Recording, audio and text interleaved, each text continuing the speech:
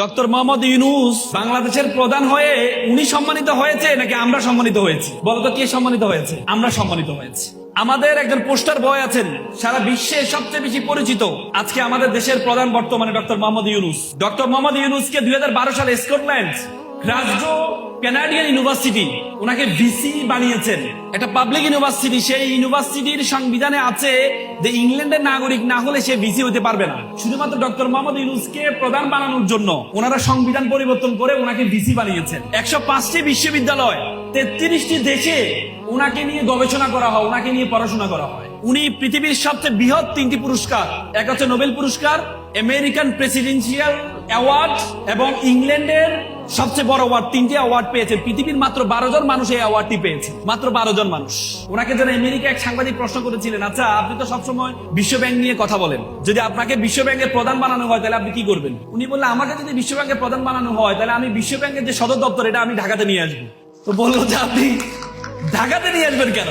বলতে ঢাকাতে এই জন্য নিয়ে আসবো, বিশ্ব ব্যাংকে চাকরি করে 5,000 লোক, আমি যখন ঢাকাতে নিয়ে আসবো সে 5,000 মধ্যে যারা শুধু চাকরির জন্য চাকরি করে, মানে পার্শ্ববর্তী অফিস আছে এই জন্য চাকরি করে, ডেডিকেশন নাই, এমন 3-4 হাজার লোক চাকরি ছেড়ে দিবে, তারা ঢাকাতে আসতে চাইবে না। তাহলে এক হচ্ছে আমি নতুন করে 3,000 লোক আমি আমার দেশের যারা শিক্ষিত আছে তাদেরকে যুক্ত করতে পারবো, আর যারা আনডেডিকেটেড, ডেডিকেটেড না, এদেরকে আমি চাকরি থেকে সরাইতে পারবো। চিন্তা করা যায়, সেটা হচ্ছে আমাদেরই সন্তান ডক্টর মোহাম্মদ ইউনূস।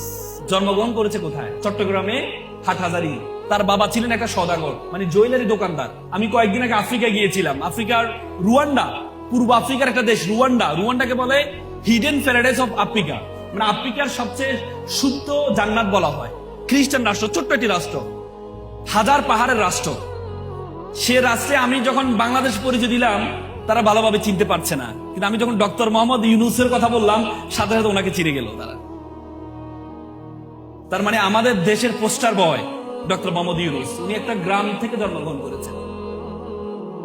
ওনার বাবা কি ছিলেন? তুমি যদি মনে করো তুমি বগুড়া শাহজাহানপুরে জন্মগ্রহণ করেছো, গাবতলীতে জন্মগ্রহণ করেছো, কাহারুলে জন্মগ্রহণ করেছো, তোমাকে দিয়ে পৃথিবীতে নেতৃত্ব দেওয়া সম্ভব, এই চিন্তাটা তোমার সবচেয়ে বড় ভুল ধারণা।